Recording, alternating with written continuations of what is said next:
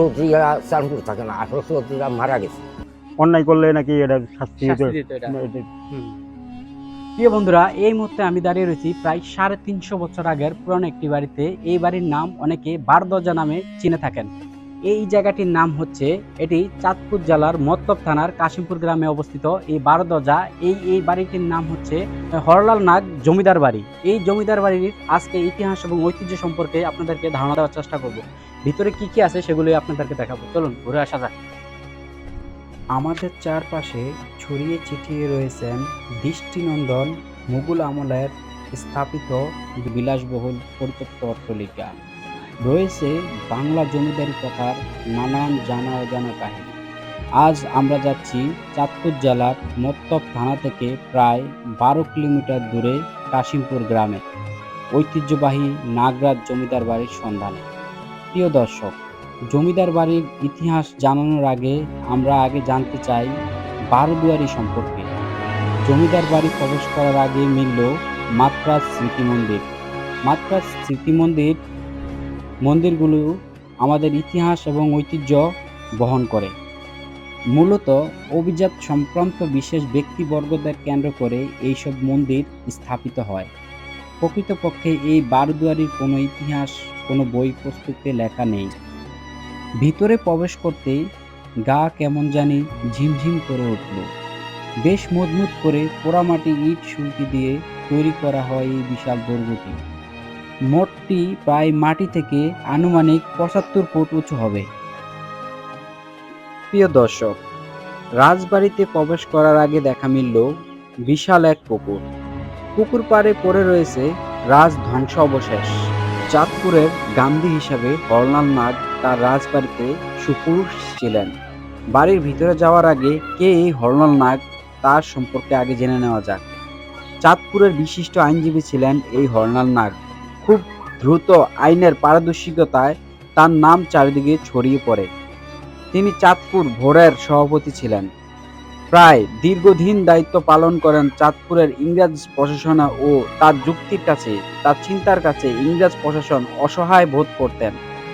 অসহযোগ আন্দোলন শুরু হলে তিনি মহাত্মা গান্ধীর ডাকে চাঁদপুর আদালত বর্জন করেন। পরবর্তী অন্য আইনজীবীরা ফিরলেও তিনি আর যোগদান করেননি। ইংরেজ শাসনকে তিনি মনে প্রাণে ঘৃণা করতেন। ব্যক্তি জীবনে ছিলেন মহাত্মা গান্ধীর বিশেষ অনুরাগী। চাঁদপুরে তিনি মহাত্মা গান্ধী হিসাবে পরিচিত ছিলেন। হরলাল নাগের এমন বহু গল্প রয়েছে দর্শক, যা শোনাবো অন্য কোনো ভিডিওতে। প্রিয় দর্শক, এই মুহূর্তে দাঁড়িয়ে রয়েছি কাশিমপুর বারোদরজা বাড়ির আন্ধারমানিকে। এই আন্ধারমানিকে লোকমুখে শোনা যায়, এই আন্ধারমানিকে যারা অপরাধ করত তাদেরকে এই বিল্ডিং এর ঠিক নিচতলায় এদেরকে বন্দি করে রাখা হতো, আর এর উপরে সোনা দানা সহ নানান ধরনের জিনিসপত্র রাজা রাখতেন। আজকে আপনাদেরকে এর বিস্তারিত ভিতরে কি কি আছে সেই জিনিসগুলো আমি দেখাবো। এই দালানগুলো এককালে যাদের ছিল জাঁকজমক বিলাসবহুল জীবনযাত্রা। জমিদারি প্রথা উচ্ছেদের পর তারা এই এলাকা ছেড়ে চলে যান। জমিদারদের এককালে দালান কোঠা এখন কালের সাক্ষী হয়ে দাঁড়িয়ে রয়েছে। এর ইট সুরকি ঘষে ঘষে পড়ছে। দর্শক, আমরা দেখতে পাচ্ছি ঘষে যাওয়া ইটের মধ্যে এখন নানা ধরনের বৃক্ষ জন্ম নিচ্ছে। প্রিয় দর্শক, কালের সাক্ষী হয়ে এই রাজবাড়ি এখন মাথা উঁচু করে দাঁড়িয়ে রয়েছে।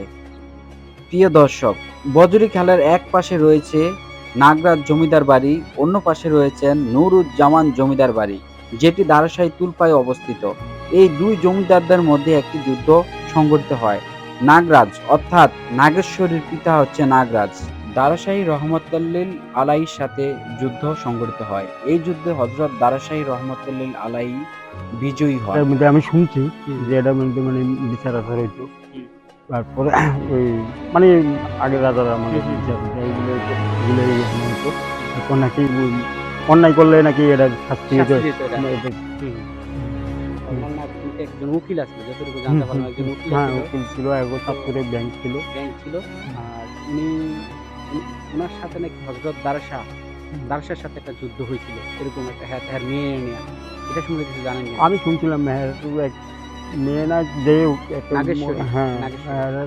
নাকি এবার তো জমিদারের ছেলে নাকি ঘোড়া নিয়ে আসতে গেছিল, তারপর মেয়ে দেখে সুন্দর পরিষ্কার এগিয়ে দিয়ে ওই নিয়ে গেছে। উঠিয়ে নিয়ে গেছে। হ্যাঁ, উঠে নিয়ে গেছে। আচ্ছা, এতটুকু জানি। মানে অনেক সাপ আছে অনেক এবারে। সাপ আছে? অনেক অনেক, কিন্তু কারো ক্ষতি করে না। কারো ক্ষতি করে না, কারো অনেক সাপ ক্ষতি আছে, হ্যাঁ? হুম। আপনি দেখছেন? হ্যাঁ, আমি ২-৩টা দেখছি।